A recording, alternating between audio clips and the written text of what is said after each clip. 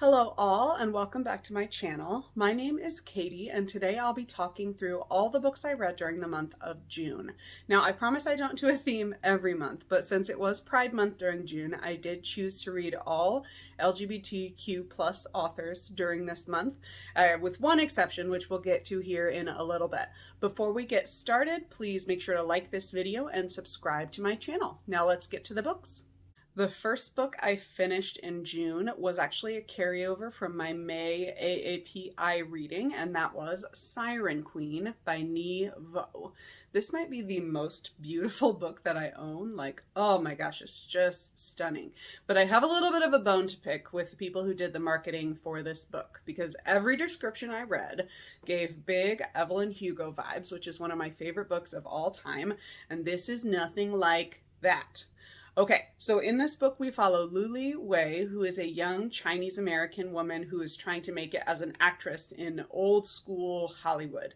But in this version of Hollywood, the studios are run not just by figurative dealings, but actual magic and soul sacrifice, which is a really cool premise, but it just didn't all come together for me. Things I loved in this book. Sapphic romance was beautifully written. Some of the descriptive writing was also just like stunning. Like, she is a very, very talented writer. And just the premise of Luli goes into these studios and says, I'm not going to use a funny accent, I don't want to be a fainting flower, and I don't want to be a maid. And I thought that was really cool. But this is one of those fantasy books that just throws you into the magic without any exposition at all. But the magic was not at all self-explanatory. So for a lot of the book, I was just sort of like, I think I know what's going on, but I'm not entirely sure. And that just was not my jam. There was a lot to love in this book, and I think I'm in the minority. There's been a lot of really, really good reviews about it, so I ended up giving it 3 out of 5 stars. I'll probably try another book by this author. The next book I finished in June was Homefield Advantage by Dahlia Adler.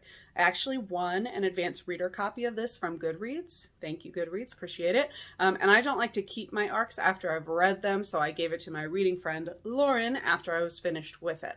So in this book, we follow Amber, who is a cheerleader and is very ambitious. She wants to be head cheerleader the following year. And Jack, who has just been recruited by Amber's school to replace their school's quarterback, who died in a car accident over the summer.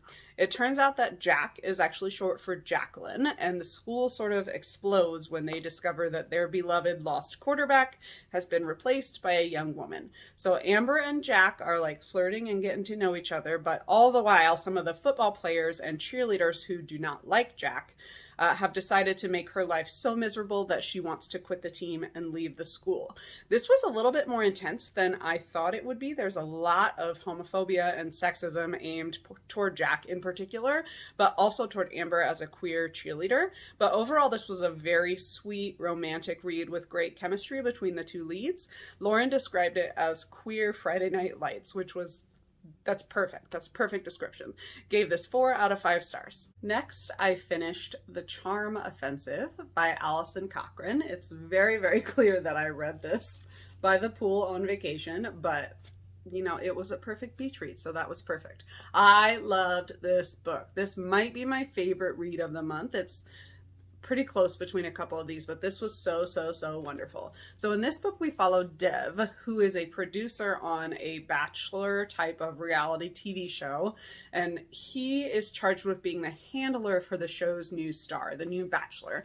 The new star is Charlie, who's a very rich tech wonderkind who is trying to restore his reputation because he's been found to be quote unquote hard to work with in his industry. So as you can imagine, since this is a romance, it turns out the real chemistry ends up being between Dev and Charlie, and this was just so cute and sweet and steamy and everything I wanted. And I loved the Bachelor type of setup. I loved the ways that Dev ends up fighting sexism and homophobia in the industry of reality TV. This was just so, so wonderful. Also had really great mental health rep. I ended up picking a lot of books this month that had great mental health rep, which is never a bad thing. I gave this 5 out of 5 stars. Absolutely adored this. Next up, I finished what was probably my most anticipated read of 2022, and that is I Kissed Shara Wheeler by Casey McQuiston. Casey McQuiston has written two of my all-time favorite, not just queer romances, but romances period. So I was very interested in her young adult debut, and this did not disappoint me. So in this book, we follow Chloe Green, who has been moved by her moms from Southern California to rural Alabama for high school. And she is one of the only openly queer people at her school, which is like a Christian academy. So she's been going through it for high school. But when the book opens, she's almost done. And she's about to win valedictorian and get out of Dodge. But about a month before graduation, her rival for valedictorian, who is also the principal's daughter, Shara, kisses her and then just disappears from school. So Chloe ends up teaming up with Shara's boyfriend and next door neighbor to try to figure out where she's gone and what the deal is with this girl. This was so great for all of the reasons that I love all of Casey's books. The side characters were all just so stinking lovable. I would like a book about every single one of them, please. And the way she writes queer found family is just stellar in every single one of her books, including this one. Very Paper Towns vibes, and she even references Paper Towns in the book, which made me smile, and young adult stans out there will appreciate this. Gave this 5 out of 5 stars. Loved it so much. Casey is the best in queer romance, in my opinion. The next book I finished was The Queer Principles of Kit Webb by Sebastian. I went really hard on the romance this month, but I will not apologize. It's summer. What else are you supposed to read in the summer? Romance, obviously. So Sebastian is really well known for her historical queer romances, and this is the first book of hers that I've read, and I really enjoyed it and will be visiting more of her stuff. So in this, we follow Kit, who is a retired highwayman turned respectable coffee shop owner, and Percy, who is a young, kind of hoity-toity aristocrat who approaches Kit because he needs his help to do one last job, as it were. So Percy's father is evil and terrible and gross, and Percy needs to steal this book from him that he believes holds the secret to just protecting Percy himself and his stepmother and his younger sister from his father's like terrible grossness. Anyway, so Kit decides, nah, I'm not going to help you with this robbery. Like, I'm not going to do it for you, but I will teach you how to do it. And so he teaches him how to be a thief, and there's like steamy scenes and sword fighting, and it was just everything that I wanted in a historical romance. Fun and silly, but also some intense emotions, some steaminess. I was just a big fan of this. Also, I didn't even know this going in, but Kit uses a cane, which just made me really happy. More sexy men with canes, please.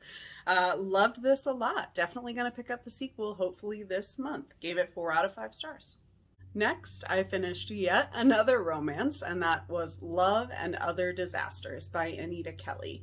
This was a book of the month from earlier this year, and I'm really glad I got to it this month because it was lovely. This is probably tied with The Charm Offensive for my favorite book that I read this month. So this book takes place on a cooking show, which is a big trend in romance right now, and I am very much here for it. Yes, please. And this follows Dahlia, who is a young, recent divorcee who is desperate for the show's prize money, and London, who has decided to come out as non-binary on the show, despite some less than enthusiastic support from their family back home. So they fall in love. There's lots of really cute scenes with, food and flirting, and yes, very much into the steam and the chemistry in this book. But as the show reaches its conclusion, as they get closer to the finale, they have to decide if this is a fling that's just going to stay in the bubble of the show or if they're going to try to do it for real. This was wonderful. The food writing was great. The chemistry was great. The steaminess was great. I just need more non-binary romantic leads, please. Trigger warnings in this for misgendering, dead naming, and transphobia. Just be careful. I gave this 4.5 out of 5 stars. Loved it very much. Next, I finally listened to Unprotected by Billy Porter. I've been a fan of Billy Porter for a very long time, as I am very into Broadway and musicals, and this is just as good as I thought it would be. Please listen to it. He reads it and also sings quite a bit in it, and you do not want to miss that. So this takes you through from his childhood in Pittsburgh, being raised by a single mother, all the way up through his breaking the internet with his like viral fashion moments and winning an Emmy for Pose. This is a very intense memoir. He processes his child sexual abuse. He talks a lot about living through the AIDS crisis in the 80s and 90s as an actor in New York City. He talks about racism and homophobia in casting in Broadway and also film and TV. And then he also talks about his own HIV diagnosis. So it's very, very intense. There's a lot of very serious stuff in here, but Billy Porter just seems like the coolest, nicest human being. It was like sitting and talking to a friend. I loved it very, very much. If you don't know Billy Porter very well, you should learn about him because he's the best. Obviously gave this 5 out of 5 stars. Next, I picked up a book that I knew absolutely nothing about, and that was The Most Dazzling Girl in Berlin by Kip Wilson. I have been known to go to my local library and just flip through every single new release to see if there are any new young adult novels in verse. And that's exactly what I did with this one. I love novels in verse. I always have. And this one was just wonderful and checked all the boxes because it's also queer historical fiction. Yes, everything about that. Love it. Give me it. So this follows Hildy, who has just aged out of an orphanage and is trying to make her way in 1930s Berlin. And she stumbles across the queer cabaret scene in Berlin at that time, which I knew very little about other than, I'm sure lots of you have seen the movie Cabaret, but other than that, I knew absolutely nothing. And she is sort of spellbound by this cabaret singer named Rosa. But as their romance is blossoming, they're also dealing with the tumultuous political situation in Berlin at the time with the rise of the Nazis. This was very interesting and very well researched. I ended up listening to a lot of the music that is referenced in this book, and it's just all this like fierce, feminist, queer cabaret music. I was like, yeah, this is amazing. Why have I never heard of any of this? I've read a lot of World War II fiction, but not a lot of pre-war Berlin, and I really appreciated that as well. Sapphic historical fiction, A+. Good job. I like this author too. I might try to find more of her stuff. Gave this 4 out of 5 stars. Next, I took a little break from my Pride reading to pick up On Juneteenth by historian and law professor Annette Gordon-Reed. This is a small essay collection about the significance of Juneteenth, and Gordon-Reed is a Texan herself, so she was able to really add a personal spin on not just Juneteenth, but the Black experience in Texas. I thought this was really, really interesting. I, like many white people, learned nothing about Juneteenth growing up, so I'm trying to learn a little bit more every year. And there were some really, really great essays in this. Like I said, not just about Juneteenth, but about the Black American experience in Texas. I particularly enjoyed, she has an essay about how she, at age 6, desegregated her elementary school in her town in Texas, which I thought was super interesting as a teacher myself. Highly, highly recommend this. I'm so glad I was able to read it during the Juneteenth holiday weekend. Gave it 5 out of 5 stars. Next, I picked up Rainbow Boys by Alex Sanchez. This is on the Time Magazine Top 100 Young Adult Novels of All Time, which is a list that I'm working my way through. And I will say that if I had discovered this book in middle school when it was first released, I would have been completely obsessed with it. It's definitely considered a young adult queer classic, so I was interested in picking this up this month. So this follows 3 boys: Jason, who is a jock who finds himself fantasizing about men instead of about his girlfriend; Kyle, who is a very shy, reserved kid who's only out to one of his friends and not to his parents; and Nelson, who is out to the entire world and proud, but at the same time experiencing a lot of homophobic bullying. This was very, very angsty, as was the, typical young adult novel in the early 2000s, but I can see how this book would have been so revolutionary when it first came out, with its honest depictions of coming out to your family, of being a young queer person, learning about AIDS and learning about gay sex. It was very bold in its depictions of sexuality in particular, and I can understand why this would have made waves and been so influential to queer young adult authors now. You know, it was a little too angsty for me as an adult, but I'm definitely glad that I picked it up. Gave it 3 out of 5 stars. Next, I picked up a very early 20th century queer novel, and that was Romance in Marseille by Claude McKay. Claude McKay is a poet from the Harlem Renaissance who was well known for having serious romantic relationships with both men and women. So I picked this up because it was just rediscovered and published in 2020. It was deemed way too subversive to be released in 1933 when it was written, and I guess I can kind of see why. There was an in-depth foreword that I really appreciated because it did talk about why this book wasn't published at the time and what makes it so subversive, and I'm really glad I read it because otherwise I would have been like, okay, I don't really see what the big deal is. So this book is based on a true story of a young African man who stowed away on a ship, got caught, and was mistreated by the sailors and ended up suing the shipping company because he has to have his legs amputated when he arrives in New York City because of the way he was treated on the ship. So that was an interesting way to start the story, and there is a lot of great disability representation in this, but what made it so subversive are some of the characters that you meet when he returns to Marseille. There is a prostitute character who is well known to prefer women, and another guy who just is around on the docks who is very clearly and openly gay, but that was pretty much it. And I guess in 1933 that was a lot, but it just, I was like, really? That's okay.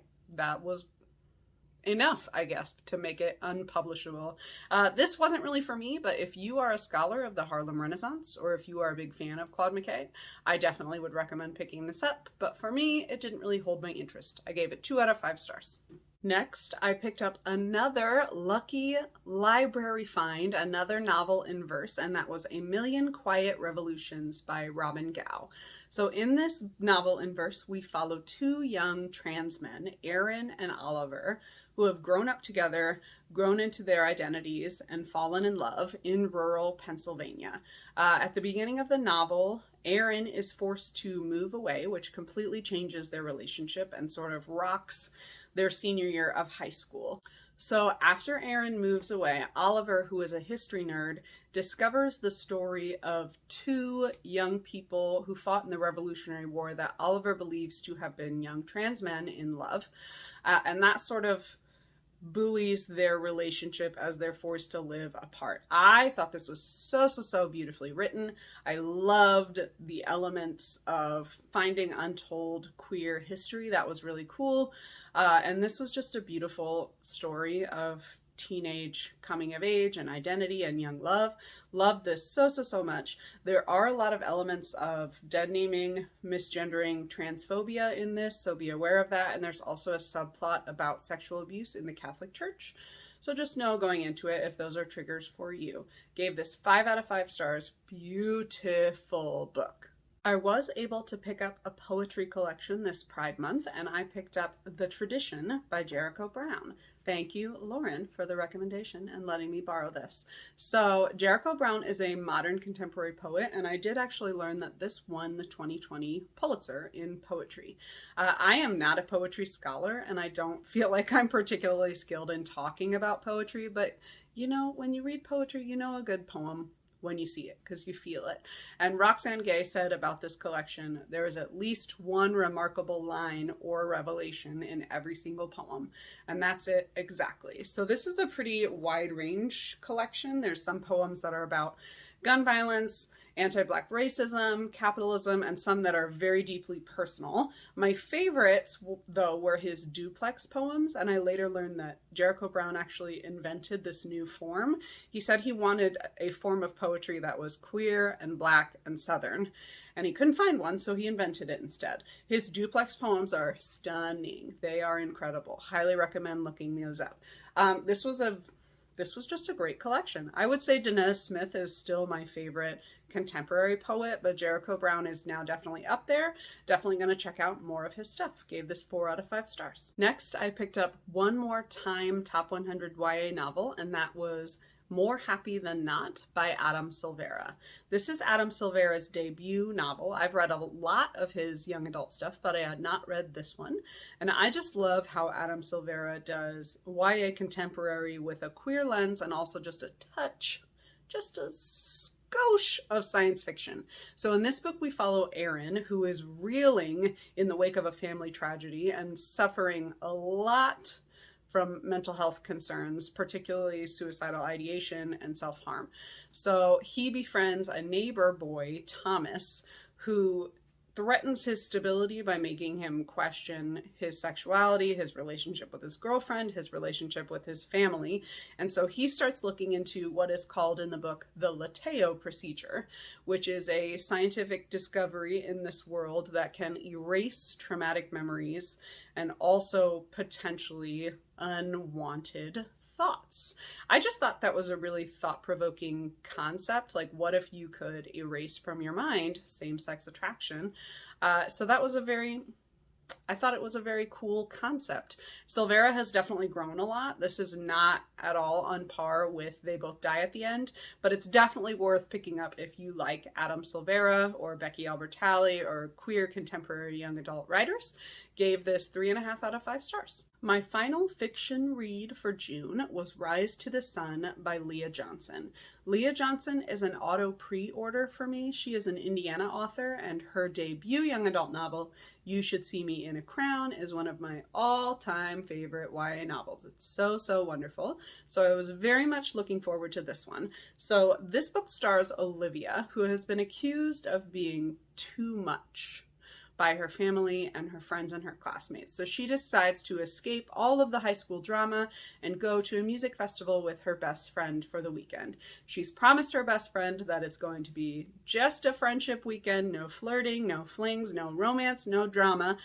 So of course, when she gets there, she meets Tony, who is a shy, reserved young woman who is grieving the death of her father, who was a traveling musician, who was very close to the same music festival, which is why she's there. This was just such a sweet romance. Their chemistry was beautiful. It was an ode to live music, which made me very, very happy. But Johnson is very good at exploring more serious concepts in her rom-coms as well.